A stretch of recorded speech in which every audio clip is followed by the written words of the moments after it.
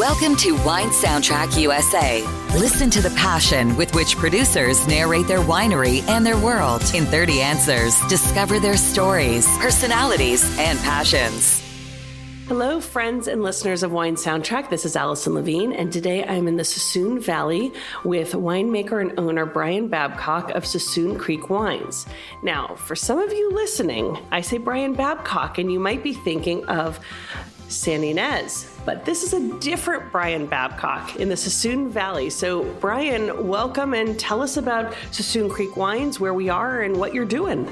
So, what we do is we are all estate grown. So everything that I do is stuff that I grow. I'm not buying fruit from anybody else. So it gives me kind of a really unique perspective in that I can only do what I have, and everything that I grow is stuff that I make. And so I got nobody else to blame or give credit to but me. So there's that. So tell me about Suisun Creek Winery. So we started back in 2016 with two reds, a Petite Sirah and a Zinfandel. And then we've kind of added some varieties as we've expanded. So there was a Chardonnay, and then a Sauvignon Blanc, and a Verdellho, and a Cabernet, which is yet to be released. But those are kind of our blocks of wine that we have. And so that's what we play with. I originally, I don't know, do you want my backstory? Sure. All right. So I got out of high school. I went to high school in Napa, at a private school over there. There's a lot of big names at the high school, which at the time I wish I had paid more attention to, but I didn't, and I didn't know what I wanted to do. But we always farmed, so I kind of took some time off. I went to the local community college, which was just down the road, and I said, "Hey, I want to do this viticulture thing." And so I said, "Well, I said Davis has got a program, so I can kind of do the stuff here. I can work at home." And then go to school in a couple years when I'm done. What I didn't know was they said, well, viticulture, enology, fermentation science was sort of it. So I did my stuff. I get to Davis. They say, well, we've got this new major coming out. It was viticulture and enology. It's not approved yet, but if you want to take the classes, here's where it was going. So it was kind of a roll of the dice, really, because I wasn't sure that it was going to be approved. And sure enough, it was. And so I graduated, and the rest was kind of history. But I guess what I did was I came back home, and then I kind of bounced around a few wineries. Home being Napa. Home being here, Suisun Valley. Suisun Valley, I've lived here for my entire life, essentially. Okay, and to be clear, we're just on the back side of Napa. We're about 15 minutes away. It's actually a stone's throw from the county line. But so I came back here, kind of worked in the vineyards a little bit, helped out the family. Did a couple little internships at some wineries, came back, did some more work. Times got tough growing grapes, and I said, this is a good time for me to leave. I'm going to go start picking up the winemaking. I have all this knowledge and background. I need to kind of get used to it. So I worked at a few places, some high-end wineries, and then I landed a job at a large winery, a production winery. And I learned a lot there. That was a really great experience for me, and I really appreciate everything those guys taught me and learned. Yeah, you were telling me the other day when we met that learning, from big size to small size, that there's no right or wrong, but you learn a lot of tips and tricks and what you want to do, and that's what you're now doing with Suisun Creek Winery. That's it, essentially, yeah. So now you are 100% estate fruit. You mentioned some of the grapes you grow. How many acres do you have, and how many cases are you making? So we're roughly running about, I'm going to say 75 to 80 acres, and we are roughly maybe just under 1,000, somewhere 800 case range. We're planning on growing, but not too fast. Fast enough. It's just scary when you making wine's easy and you see barrels and no big deal. I've seen barrels all the time, but then when you start seeing those cases stack up, you go, that's a lot of wine. You gotta sell it. I gotta sell it, and that's the trick. So speaking of selling, how do you sell your wine? Are you 100% direct to consumer? Are you in any markets? Are you available across the country? No, we are 100% DTC. We have got a few local restaurants and places like that we deal with, but it's we know the owner, so we just drop off wine. There's no middleman. We have a really good, solid wine community here in the valley, and people who really support us. They're really enthusiastic about what we're doing, and I can't thank those people enough for coming out and supporting us. Eventually, yes, we'll probably need to get into different markets, but I think that's going to be a little bit down the road, and I'm going to let that will happen organically, as we'll say. But you can ship across the country? We do ship, yes. Not to every state. Some states are a little tricky, but for the most part, if somebody calls us up and asks, we can work something out. Fantastic. So you grew up in this area, as you said, and your family are farmers. What's your first memory relevant to wine? So there's a couple things. So grape growing, I remember my dad, we had some Merlot, and mustard was tall, and it was time to prune. So my dad says, go out there and prune. I said, okay. So I went out and pruned, and I got about 3 vines in. Turns out my allergies kicked in that year, and I could not see for the life of me. It was just covered in pollen. And I said, I can't do it. So I said, not that I minded, I just I couldn't see. So that was my first grape growing experience, was just trying to prune these young vines and not being able to see because I'm walking through mustard that's as high as my chest.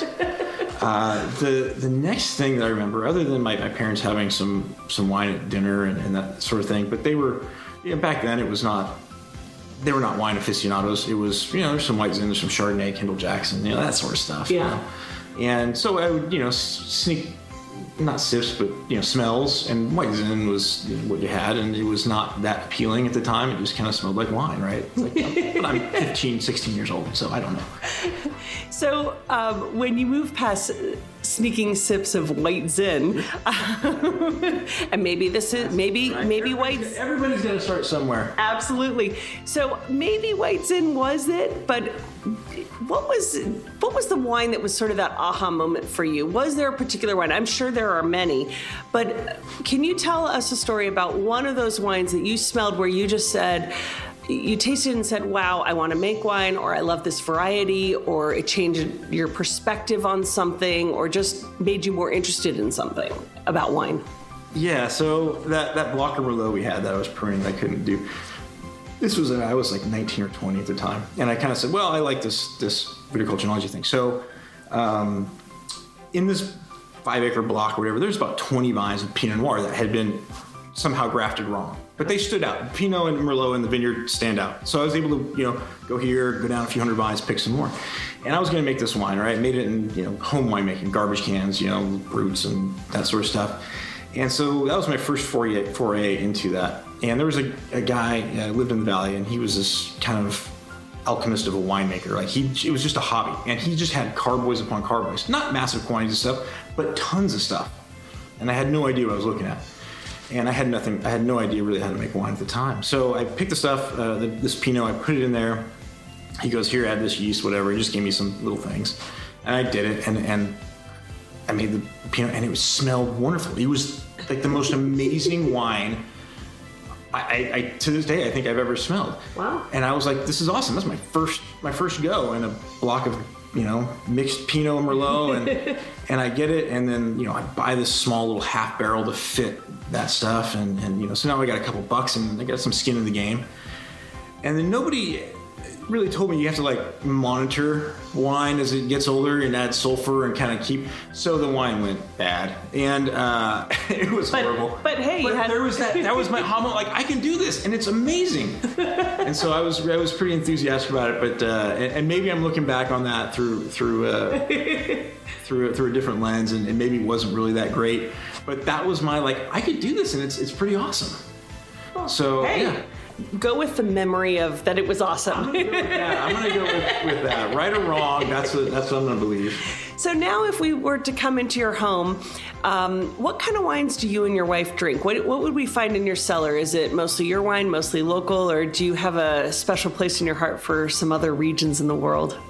So I am pretty much a California kid. So, and I say kid as a I'm a grown adult, but...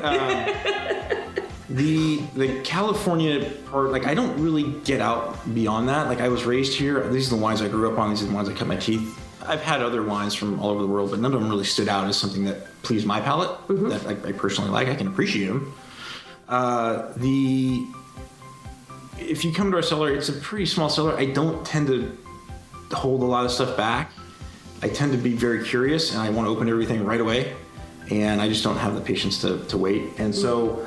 a lot of it is some of our wines. A lot of it is wines that, as a grower, we give to other wineries, and they usually like, hey, take a few of these. So I've got a few of those stashed around. We buy a few things here and there just to kind of, but mostly Costco trip stuff, and just to kind of have fun with it. So is there anything you opened recently that drank really well? Trying to think. Might have been from Costco. It might. You know what? I'm trying to think. I opened up. I had. It was our 16 Petite Sirah. I mean, it's still relatively young, but I remember it being good. We didn't make very much, and so we moved on to the next vintage. And 17 I thought was good. The 16 started coming around, so I've got a few bottles of that left, and I was kind of sparingly opening those just to kind of see how they're doing, and it was doing all right. All right. Wow. So, do you think there's a such thing as a perfect variety? No.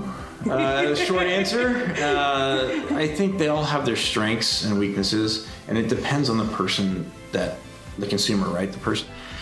Some people love Cabernet Franc. I'm not a big fan. I made it. We used to grow it. It's fine. It was a fine Cabernet Franc, but it wasn't my style. Mm-hmm. But that being said, I've shown this wine to people, and they're like, "This is amazing." Mm-hmm.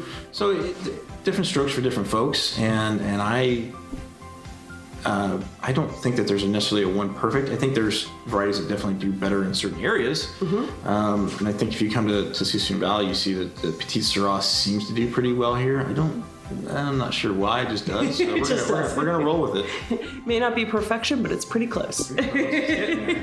So what's your opinion on wine critics and scores, especially as a small winery? But you know, like you said, you've spent a lot of time in Napa, and obviously they play a role up there. And so how do you sort of interpret that? Because we're so small and we're direct to consumer, the scores don't mean that much to me. I've never been a real big score guy. I mean, reviews are great. Mm-hmm. You don't have to attach a point score to it, because I want to see what people think, what their opinion is, not necessarily a score. Usually it's pretty high, but the scores and medals, I'm not there yet. I mean, I think they work for people who are trying to sell wine off a shelf maybe more, but when I'm talking to the people generally that come in the winery tasting room, and I'm the one there, we have that connection, and I think that's more important than a number. Mm-hmm. For me. For you as a wine drinker, quick answer: red, white, or rosé? All of the above. Still or sparkling? Depends on the sparkling, but I'm gonna go still. And if it depends on the sparkling, which what do you like? When I worked in a small winery in Napa, and it was high-end sort of stuff, my boss, Danielle, hi Danielle, she gave me a bottle of Roeder Estate, and it blew me away for my birthday. And so I remember that. I think it was a Blanc de Blanc, but it was fabulous. From the Anderson Valley. Yeah, and I'm trying to remember, it was probably like a 2005, 2004, something like that. So when it comes to wine and food, I'm assuming you like to eat and you like to drink. So I'm wondering how you approach... I'm happy this isn't a video. I like it. But do you have any sort of tips that you use when you're picking how to pair your food and wine? Do you follow rules, or do you look for something else? Or do you just, hey, it's open, let's drink? I think I'm an open, let's drink kind of guy, but for the most part, I'll stick with my heavier, reds and red meats sort of thing. We don't eat a lot of fish in my house. My wife is not a seafood fan, so since she does a lot of the cooking, it just doesn't happen. But for having porch wines, nice Sauvignon Blanc on a hot day, something like that. Rosé anytime, I guess, all day. Just to fit the moods. Yeah, right. So for someone who hasn't had the pleasure to taste Suisun Creek wines, what do you think they're missing out on? So I think our big draw is going to be our reds. We do a Zinfandel and Petite. The Petite in Suisun Valley tends to be really soft, big tannins, but they're very approachable. They're not really strong and angular. So I think that we have nice long finishes. They go on for quite a bit. Nice full round volume. Zinfandel was a new one. I wasn't sure what to expect. I made it from a couple of vineyards when I worked at other wineries from the area, and I thought it was pretty good. I think ours, being young, kind of clean, virus-free wood, really, really sets itself apart. It's got a nice balance. It's got a nice color. I love the aromas on it. Those are that. I mean, you get our Chardonnay. It's a little more of the cellar influence, if you will, so a little more barrel aged, and it's got some fruit forwardness to it, but it's a really balanced wine. I think those are probably our big three. So balance with a long finish, but family owned, and yes, so and you'll be the one pouring the wine. Yeah, I'm usually there on the weekends. I'm hoping to maybe sit back a little bit because I'm working 7 and 8 days a week. So. Well, I'm going to ask you about that in a second. Right. But if space aliens were to land on your property, which of your wines would you want to welcome them with? I mean, I'd probably have to size them up, but I'm going to go with the Zin just because it's kind of the general crowd pleaser. Kind of gets you into that red profile, and it's not over the top. They're not going to be afraid of those tannins, but it's still going to be juicy enough that they're going to like it. It's got some sweet characters to it, so I think that's the pleaser. And then we'll go from there. Okay. So you've grown up in this. You have your own estate, your own vineyards that you walk through. Do you tend to see a real kind of commonality from vintage to vintage, or do you see a lot of variance? And what are you looking for that's going to tell you what that vintage is going to be like? So we've made 5 vintages now from our fruit, and they seem pretty consistent. Part of that is with the reds is we do a lot of crop level management. The vines are, we do a lot of minimal irrigation stuff. They definitely don't see any water before veraison, and then it's just kind of enough, maybe a few gallons here and there to get them through if we're expecting a hot spell, something like that. So we manage that. My kind of philosophy on the red wines in particular, whites to some extent, but the reds mostly is like the vine only has X amount of goodness to give. If you overcrop it, then each of those berries only gets a small percentage of that. And then when you bring it in, you've got a lot of juice, but none of the flavor, so you have to concentrate that somehow. So we kind of manage that crop, and we bring it down, and I think that really helps concentrate things. And now that you're on your 5th vintage, how intimately familiar are you with your vines? You spending time walking through there and talking to them? What kind of relationship do you have with your babies? It's a physical relationship. I don't talk to them much, but I touch it. I touch a lot of fruit. I touch a lot of leaves walking through. The fruit we turn over, make sure Petite Sirah is really tight clustered. It'll rot on you if you use. We don't say the word rain anywhere near Petite Sirah vineyard, especially later in the season. It's just they just fall over and die. So we do that. I walk around. We touch a lot of leaves. I've used a lot of high-tech stuff in the past, the vineyard stuff, to try and monitor water stress, and there's really nothing better than just getting out and actually feeling the leaves, looking at the vine. You get a pretty good feel for what they need when you walk through there. Mm-hmm. The one thing I have noticed is that because our soils tend to be in certain areas pretty deep and probably pretty good, probably better than grapes really need. But in dry springs like this year, I think it kind of controls the moisture a little bit, and I think we get probably better wines on drier years here, which may sound slightly counterintuitive, but that's kind of what I've seen. I've seen wetter years where you're managing, trying to control, literal vine growth and crop loads. So I think this year, 21 shaping up to be pretty good. So it sounds like that if you were going to look for any predictors or signs of what a vintage is going to be like, you're looking at dry or wet as a predictor in some ways. For me, yes, here in this valley, and now that's just me. You're going to get a different answer from somebody else. And, of course. But that's kind of what I look at. It's just as a general kind of like, oh, okay, shaping up to be good, or is it going to be a challenge? Is it, but we'll see. Time will tell. I need to get a few more vintages from here to really dial it in.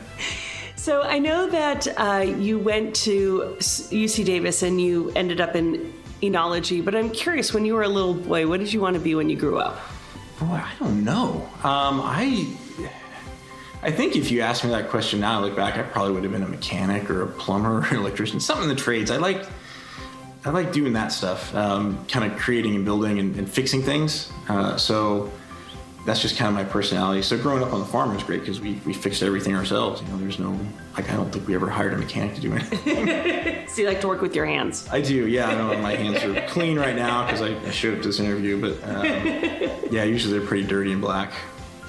Well, hopefully they're clean when you're touching your vines too.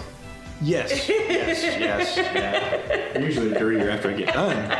True. A little more dust out there.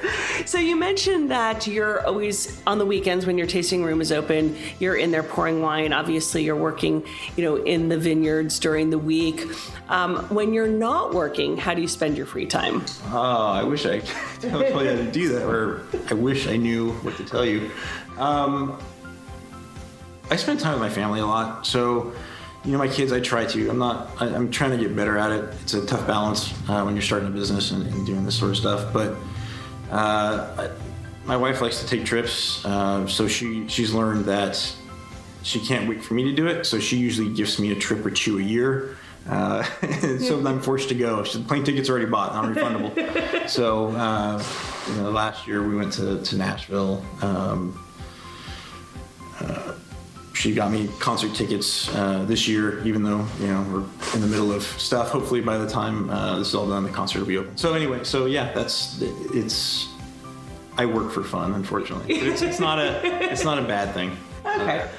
Well, you're doing what you like, working with your hands and fixing things. Right. I don't really wake up and go, oh, I gotta go to work. I'm like, I get to go to work. So. Oh, that's a good attitude. Right. I like that. So I'm curious, for a romantic evening between you and your wife, which I'm getting the sense that maybe she has to do the planning of it, but but what sort of wines would you guys open, or would you open to make her happy for a romantic evening? So for her, she's gonna want Chardonnay for sure. She likes that oaky, buttery thing, and I would drink that down with her with no problem. Mm-hmm. But that's a good start to the evening. But I think we'd probably end up with a nice, easy drinking red. So either another Zinfandel or we haven't come across too many Pinots. She's been fun. We found a couple, but they've never really hit kind of home. So I'd go with Zin or something more fruity and kind of light, but still getting some structure, some nice roundness to it. So. It's a great thing that you wake up every day excited to go to work, and that's a really great attitude. And I want to see if there's also any sort of advice that you've been given along the way, that has shaped that attitude in how you approach life or work. Because we're always given advice from our parents, from our teachers, from our friends, coworkers. Is there a piece that was given to you at some point that adds to this positive attitude of I like to get up and go to work? I'm trying to think. I was just instilled as a kid. We were farmers, and so we would, there wasn't weekends off necessarily. We didn't grow up, watching TV on Saturday. Maybe if we were lucky, it was a rainy Saturday we got to do that. But it was, going to farmers markets. It was, going, working late, going to the store, picking up boxes of stuff to bring back, and so we did that as kids. So I think that work ethic was instilled in me pretty early on. There's always something to do. And from the wine side of stuff, I heard from everybody, just go slow. Don't get over your head. It's real easy to make wine. You can make it all day long. You can, and it's the selling part that don't get ahead of it. So I've taken that approach with this and just kind of cautiously plugging forward. Mm-hmm. But knowing that I've got to grow, but taking some not just leaps and bounds, not saying, well, I started with 2 cases last year and I sold out, and so now I should make 4 and then 8 and then 16. It doesn't work that way. There's a growth curve, and so we're growing. We're making more wine than we have previous years, but I don't know at what point we'll sort of plateau. But I'm looking forward to finding that point. So when you look back at your career to date, what would you say is one of your proudest achievements? I think for me, it would actually be taking the leap to come back home and start doing what I'm doing right now. Where I was at before was very comfortable. It was very safe. I mean, there's definitely challenging times, but it was a different challenge. Mm-hmm. It was a different sort of environment. I had one specific role and I did that, and hopefully I did it well. Hopefully these guys think I did it well. But when you come back here, you got to wear a lot of different hats. I don't have a sales team. I don't have, staff to do, my punch downs. I do everything myself. My wife definitely helps on the sales and marketing side. She handles all her social media because Lord knows I can't do it. But for the most nuts and bolts stuff, that's all on me. And so I guess I'm proud of myself for doing that, but it's a risk. Don't let anybody tell you it's not. It's not as easy as you think. Well, keep working hard. You're doing a good job. Thanks. I'm trying. So complete this sentence for me. Mm-hmm. A table without wine is like? Well, some things come to mind. I don't think I should say them. It's boring. It's boring. Well, I want to hear what came to mind. No. Maybe after the microphone. You're blushing. A little bit. So we're sitting at a table, we're enjoying your wines, and there's an extra seat at the table. Who from any walk of life, living or deceased, do you wish you could have drinking your wine, Suisun Creek wines? Can I think outside the box a little bit? Of course. So one of the things, wine is, I've got 3 kids, and one of the things with parenting is that you don't get a progress report necessarily. I would love to go sit down and have wine with my kids when they're older enough in future and find out what I didn't do right and let them know, some of my life stuff when they've got a little more grasp on it. I think that would be really cool, is that, when my kids are obviously, when they're in their 40s, 50s, 60s, something like that, when they've had their life to look back on, and then I can maybe gauge how I did or didn't do and change things. But yeah, I think that would be cool to have wine with your adult children while they're still young. Patience, because one day you will. I know. That scares me, but yeah. So, I know that you were saying what wines you make, what wine you seem to drink what you make, which is fantastic. And for a romantic evening, you like to drink the same wines that you make. So I'm wondering, if you went to a deserted island, what 3 wines you would take with you. And it could be any 3 wines. What 3 wines would it be? Would it be Chardonnay, Zin, and Petite Sirah, or something different? Am I by myself, or do I have to share with somebody? I have to kind of create a... This is your island and your wines. You don't have to think about anyone else in this situation. That's a new thought. I'm gonna go with I'll go with the Zinfandel. I'm gonna go with the Verdellho. Oh. And I'm just going to go with some sort of red blend, if we do it that way, because I don't want to pin myself into red blend can be anything. We can change it. Or maybe I should pick a wine and then use my skills to blend You're being very non-specific. You want to keep your options open. I do. If you've known me, I'm very vague. I don't like to commit to something until it's ready to go. Okay, well, I'm going to make you commit to one more thing. Based on some of your wines, which we're going to pair them with music. You've listened to this podcast, so you cheated a little bit, so so I don't have to explain this to you. But, we like to think about how wine makes us feel. And as you said, how you pair it with food. If you're having, meat, you want red wine. If you're sitting on the porch, you said maybe a Sauvignon Blanc. So different emotions, you drink different things. So based on some of your wines, tell me what kind of music that wine makes you think of. It can be a genre, it can be specific, it can be an artist, a song, you name it. But let's start with your Verdellho. Oh man, that one's gonna just be I think that's going to be more like reggae. Okay. Because it's got a little sweetness to it, but it's still got a nice little vibe. I mean, that's a beach wine for me. Okay. So I was on an island, sure. That's why we pick it.